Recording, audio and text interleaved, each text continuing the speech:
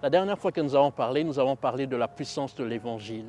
Nous avons dit que Jésus-Christ avait payé le prix du salut de l'humanité. Et parce qu'il avait payé ce prix, il n'y a plus de sacrifice qui doit être offert à Dieu. Le seul sacrifice qui était agréable à Dieu était le sacrifice de Jésus-Christ. Jésus avait payé le prix, il avait offert le sacrifice ultime, agréable à Dieu. Et parce qu'il avait payé ce prix, tout ce que nous avons besoin de faire, c'est de nous reposer dans ce qu'il avait accompli pour nous. Nous avons parlé de ce que Paul disait à l'église de Galate. Il a dit « Qui vous a ensorcelé? Vous avez commencé par l'esprit et maintenant vous voulez finir par la chair. » Pourquoi? Parce qu'il avait dépeint Jésus-Christ comme étant crucifié, comme étant celui qui avait payé le prix du salut de l'humanité. Nous avons aussi lu dans le livre des Hébreux au chapitre 4, et l'auteur de ce livre dit que le peuple de Dieu avait reçu, avait entendu l'Évangile, mais la parole de Dieu n'avait pas trouvé son accomplissement dans leur vie parce que ces gens n'avaient pas associé la foi aux promesses de Dieu ou à cette bonne nouvelle qui leur avait été annoncée. Pour expérimenter la bénédiction de Dieu, il faut croire en la promesse de Dieu. Il faut croire en l'Évangile. J'aimerais nous rappeler que l'Évangile est une bonne nouvelle. L'Évangile n'est pas un conseil de la morale. L'Évangile n'est pas un ensemble de choses à faire ou à ne pas faire. L'Évangile est la bonne nouvelle de Dieu. L'Évangile est ce message qui dit que Jésus-Christ était venu et il avait vécu à la place de l'homme et il avait payé le prix que l'homme devait payer pour être finalement agréable à Dieu. L'Évangile n'est pas simplement pour une réconciliation avec Dieu, mais l'Évangile est aussi pour la vie de tous les jours. Et l'Évangile est la puissance de Dieu pour le salut, la délivrance, la préservation de toute personne qui a foi. Alors ma question de ce jour est celle-ci. Comment fonctionne la foi? Comment croire? C'est sur cette question que j'aimerais réfléchir avec vous dans notre entretien de ce jour. Dans Matthieu chapitre 8 et au verset 13, la Bible dit ceci. Jésus dit au centenier, « Va, qu'il te soit fait selon ta foi. » Et à l'heure même, le serviteur du centenier fut guéri. Dans cette histoire, la Bible parle du centenier romain, un homme qui n'était pas juif, il n'avait pas part aux alliances et aux promesses d'Israël, mais cet homme est venu auprès du Seigneur Jésus pour recevoir la guérison de son serviteur. Il lui a dit que son serviteur était gravement malade et il a prié le Seigneur de guérir son serviteur. Alors la Bible dit que Jésus était touché, il a dit « Ok, j'irai guérir ton serviteur ». Mais le centenier dit ceci, il dit « Je suis un homme d'autorité et je connais le principe d'autorité. Dis simplement un mot et mon serviteur sera guéri parce que je ne suis pas digne que tu viennes chez moi. » Jésus était grandement étonné de la réaction et de la réponse de ce centenier. Alors il a dit, même en Israël, il n'avait pas trouvé un homme, il n'avait pas trouvé une si grande foi. Et il a dit au centenier, va, qu'il te soit fait selon ta foi. Par cette phrase, nous pouvons voir, nous pouvons conclure que le salut, la guérison, la délivrance du serviteur du centenier dépendait de la foi de son maître. La foi de ce centenier était la clé de la délivrance, de la guérison de son serviteur. Nous avons dit que l'Évangile était la puissance de Dieu pour le salut de tout celui qui croit ou de tout celui qui a foi. Et dans cette histoire, nous voyons combien la foi de cet homme était la clé de la guérison de son serviteur.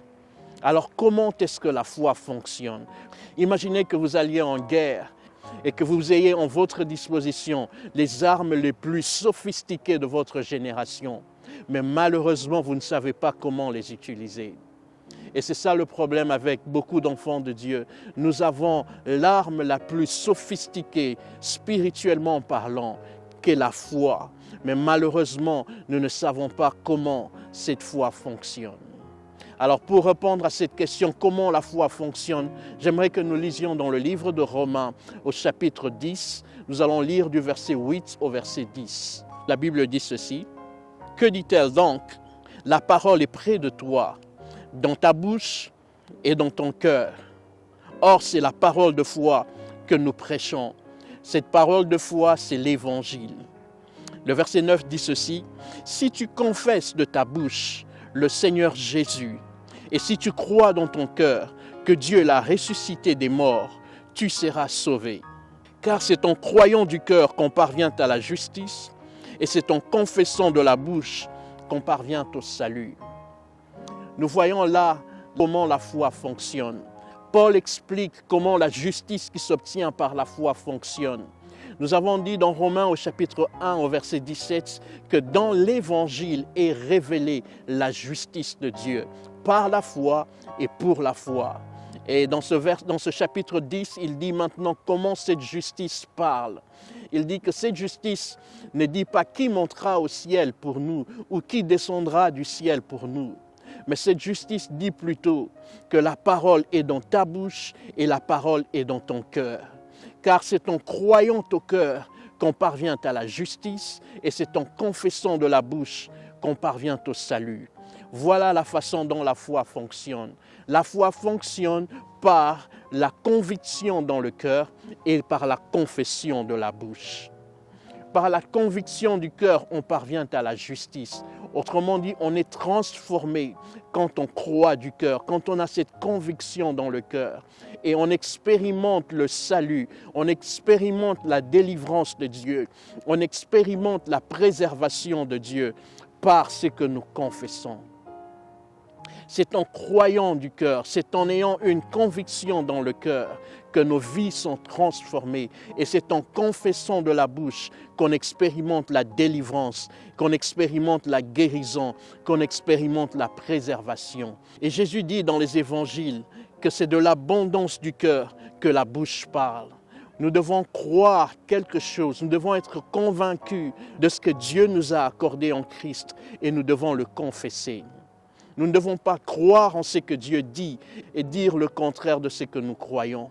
Nous devons plutôt croire et confesser ce que nous croyons.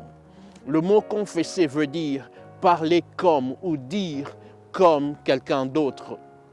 Autrement dit, c'est une façon de répéter, c'est une façon de confirmer une réalité déjà établie ou déjà dite auparavant.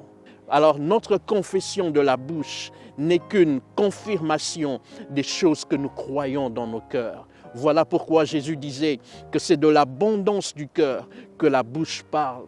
Car la bouche dit simplement, ou la bouche ne confirme que ce que le cœur croit ou ce que le cœur a comme conviction. Le modèle par excellence de cet exercice ou du fonctionnement de la foi, c'est Abraham. La Bible l'appelle notre Père dans la foi. J'aimerais lire son histoire dans le livre de Romains au chapitre 4. Nous allons lire le verset 20 et le verset 21. La Bible dit ceci, « Il ne douta pas par incrédulité au sujet de la promesse de Dieu, mais il fut fortifié par la foi, donnant gloire à Dieu. Et ayant une pleine conviction que ce qu'il promet, il peut aussi l'accomplir. » Vous voyez, il a donné gloire à Dieu par ses paroles et dans son cœur, la Bible dit au verset 21, et ayant une pleine conviction que ce que Dieu promet, il peut aussi l'accomplir. Si nous retournons dans son histoire, nous pouvons voir comment sa foi avait fonctionné. Au début, Dieu s'est révélé à lui. Dieu a dit que je vais faire de toi un père, je vais faire de toi le père d'une grande multitude. Cela était une grande promesse, cela était une bonne nouvelle que le Seigneur lui avait annoncée. Il lui a dit, si tu peux compter les étoiles dans le ciel, tu pourras compter, le monde pourra compter le nombre d'enfants qui naîtront de toi. Si tu peux compter les grains de sable de la mer, le monde où toi-même tu seras capable de compter le nombre d'enfants qui naîtront de toi. Je ferai de toi le père d'une grande multitude. Nous avons lu au verset 21 de Romains au chapitre 4, il avait cette pleine conviction que ce que Dieu avait promis, il pouvait l'accomplir. C'était ça qu'il avait dans son cœur. Il avait cru la parole de Dieu. Il avait cru la promesse de Dieu qu'il allait être le père d'une grande multitude. Mais il ne s'est pas limité là. Plus tard, le Seigneur se révèle à lui. Il dit, désormais, on ne t'appellera plus Abraham, qui veut dire père respecté, mais l'on t'appellera désormais Abraham, qui veut dire père d'une grande multitude. Alors imaginez la scène. Chaque fois qu'Abraham rencontrait quelqu'un ou chaque fois qu'Abraham parlait de lui-même, il disait, par exemple, il disait « Bonjour, mon nom est père d'une grande multitude. Salut, mon nom est père d'un grand nombre de nations. Salut, mon nom est père d'une multitude de nations. » Il confessait. Le Seigneur l'avait emmené non seulement à croire sa parole, mais aussi à confesser de sa bouche ce qu'il croyait dans son cœur. Il devait confesser qu'il était le Père d'une grande multitude de nations. Voilà comment la foi de notre Père dans la foi, Abraham, avait fonctionné. Par cette conviction ferme que Dieu était capable d'accomplir sa promesse et aussi par la confession de sa bouche. Il confessait régulièrement qu'il était le Père d'une grande multitude de nations.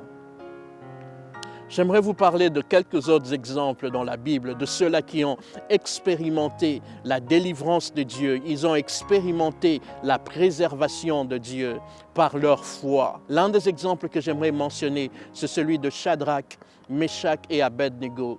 Nous pouvons voir leur histoire dans le livre de Daniel au chapitre 3. Nous allons lire à partir du verset 16, au verset 17. La Bible dit ceci. Shadrach, Meshach et Abednego répliquèrent au roi Nebuchadnezzar. « Nous n'avons pas besoin de te répondre là-dessus, ô roi. Voici notre Dieu que nous servons peut nous délivrer de la fournaise ardente et il nous délivrera de ta main, ô roi. » Dans ce passage, nous voyons cette phrase. Ils disent que notre Dieu peut nous délivrer. Autrement dit, ils avaient cette conviction qu'il pouvait les délivrer. Et ils ont confessé de leur bouche que « Et il nous délivrera de ta main, ô roi ». Le roi Nebuchadnezzar avait bâti, il avait érigé une grande statue et il avait ordonné à ce que tout homme se prosterne devant cette statue.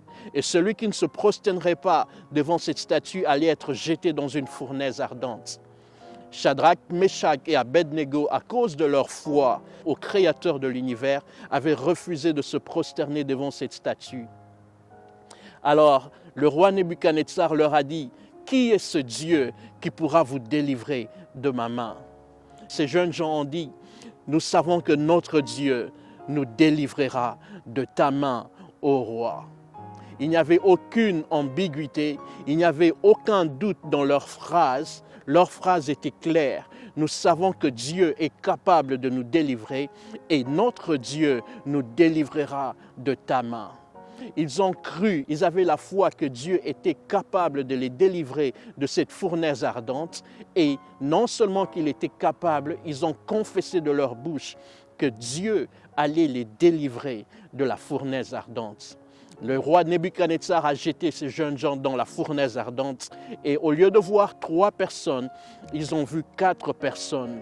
Et la 4e personne est l'image du salut de Dieu. Il est l'image de la délivrance de Dieu. Il est l'image de la préservation de Dieu. Il est l'image du salut éternel de Dieu.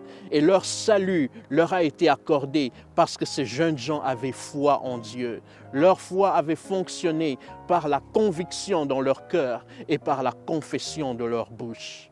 Ils ont confessé leur salut et ils ont expérimenté leur salut. Le deuxième exemple ou le troisième exemple que j'aimerais mentionner, c'est celui de David. Nous pouvons voir son histoire dans le livre de 1 Samuel au chapitre 17, du verset 45 au verset 47.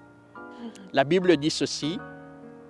David dit aux Philistins, « Tu marches contre moi avec l'épée et la lance et le javelot, et moi je marche contre toi au nom de l'Éternel des armées, du Dieu d'Israël que tu as insulté. Aujourd'hui l'Éternel te livrera entre mes mains. Je t'abattrai, je te couperai la tête aujourd'hui, et je donnerai les cadavres du camp des Philistins aux oiseaux du ciel et aux animaux de la terre, et toute la terre saura qu'Israël a un Dieu. Et toute cette multitude saura que ce n'est ni par l'épée, ni par la lance que l'Éternel sauve, car la victoire appartient à l'Éternel et il vous livre entre nos mains. Alors dans cette histoire, nous voyons qu'Israël était confronté par les Philistins. Alors, ils étaient généralement habitués à un combat de groupe, mais cette fois-ci, c'était une situation complètement différente. Un soldat, un puissant, un géant nommé Goliath s'est avancé et a menacé toute l'armée d'Israël. Il a dit, qui est celui qui se lèvera pour me combattre? Et celui qui me vaincra aura la victoire dans cette guerre. Dans toute l'armée d'Israël, il n'y avait aucun homme capable de défier ou de s'approcher pour combattre le géant Goliath. Mais ce jeune homme, David, qui était un berger, il a été précis dans ses déclarations en face de Goliath. Premièrement, j'aimerais souligner que le fait qu'il se soit approché ou avancé pour combattre ce géant est une preuve que dans son cœur, il avait la foi. Il était convaincu que Dieu allait lui accorder la victoire. Mais sa foi n'était pas simplement limitée par une simple conviction dans son cœur, mais sa foi était accompagnée par une confession de sa bouche. Il a dit à cet homme qu'il allait lui couper la tête. Il allait offrir son corps et le corps de tous ceux de son camp aux animaux de la terre et aux oiseaux du ciel. Il a dit que Dieu allait lui accorder et accorder à Israël la victoire dans cette guerre, afin que le monde sache que ce n'est pas par la lance, que ce n'est pas par l'épée que l'Éternel accorde la victoire. Ma question est celle-ci. Si ce n'est pas par la lance, si ce n'est pas par l'épée que l'Éternel accorde la victoire, alors quel est l'instrument que Dieu utilise pour apporter la victoire? Cet instrument que Dieu utilise pour apporter la victoire s'appelle la foi. Et la foi fonctionne, comme dans le cas de David, par une conviction dans le cœur et aussi par la confession de sa bouche. Il a confessé la victoire qu'il allait avoir. Et plus tard, nous voyons, quand nous lisons dans la Bible, que tout ce qu'il avait eu à confesser, tout ce qu'il avait eu à dire était accompli. Il avait foi que Dieu allait leur accorder la victoire dans cette guerre et il l'a confessé de sa bouche. Et le résultat était que ses expériences étaient conformes à sa conviction et à la déclaration ou à la confession de sa bouche. Alors ma question est celle-ci. Est-ce que les paroles qui sortent de nos bouches marchent main dans la main avec les convictions que nous avons dans nos cœurs? Est-ce que ce que nous disons contredit ce que nous avons dans nos cœurs ou les convictions que nous avons dans nos cœurs? Nos paroles doivent être des confessions. Nos paroles doivent confirmer ce que nous croyons dans nos cœurs. La Bible dit que celui qui n'avait connu aucun péché, Dieu a fait de lui péché afin que nous devenions la justice de Dieu par la foi en lui. Alors, est-ce que nous confessons que nous sommes la justice de Dieu ou nous parlons de nous-mêmes comme étant des pécheurs? La Bible dit que par ces meurtrissures, nous avions été guéris. Alors, est-ce que de nos bouches sortent des paroles qui contredisent ce que nous croyons dans nos cœurs ou nous confessons plutôt la bonne santé et la guérison que nous avons obtenues au travers des meurtrissures de Jésus-Christ? La Bible dit qu'il était apparu afin de détruire les œuvres des ténèbres. Est-ce que nous confessons que Jésus-Christ avait vraiment détruit les œuvres des ténèbres selon les Écritures ou nous confessons plutôt de nos bouches que nous avons un certain lien quelconque, un lien de génération? Ou est-ce que nous confessons que nous sommes liés par un péché quelconque? Nous devons confesser de nos bouches ce que nous croyons dans nos cœurs. Jésus-Christ avait détruit les œuvres des ténèbres. Jésus-Christ nous avait délivrés de l'influence du péché et de la mort. Jésus-Christ nous avait réconciliés avec le Père. Jésus-Christ était devenu notre sanctification. Et parce que nous avons foi en lui, nous sommes saints devant Dieu. Et notre langage, nos paroles doivent confirmer ce que nous croyons dans nos cœurs ou ce que nous avons comme conviction dans nos cœurs. Alors c'est ça mon exhortation de ce jour. Vous rappeler comment la foi fonctionne. La foi fonctionne par la conviction dans le cœur et par la confession ou la confirmation au travers de nos paroles. Confessons la perfection que nous avons en Jésus-Christ. Confessons la pureté et la sanctification que nous avons en Jésus-Christ. Confessons la santé que nous avons en Jésus-Christ. Confessons notre union avec le Père par la foi en Jésus-Christ. Confessons notre délivrance.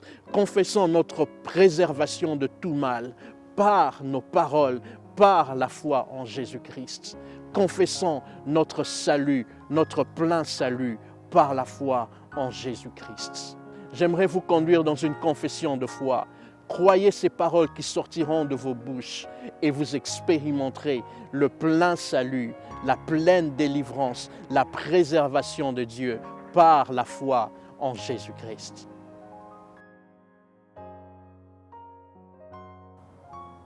Avant de faire cette confession de foi, j'aimerais vous parler un peu de notre ministère.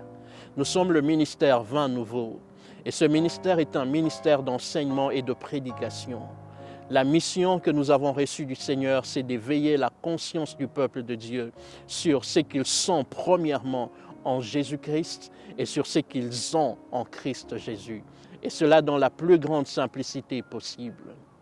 Et c'est ce que nous faisons. Nous voulons éveiller votre conscience sur l'amour du Père manifesté en Jésus-Christ. Amen. Alors j'aimerais faire cette confession de foi avec vous. Dites après moi, je reconnais au Père que par les meurtrissures de Jésus, j'étais guéri. Alors je confesse maintenant ma guérison. Je confesse ma délivrance sur toutes les chaînes des ténèbres.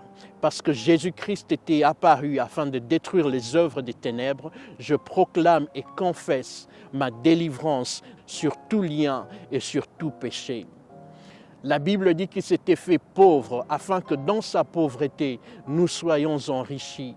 Alors je confesse au nom de Jésus-Christ ma prospérité, je confesse ma richesse en Christ Jésus.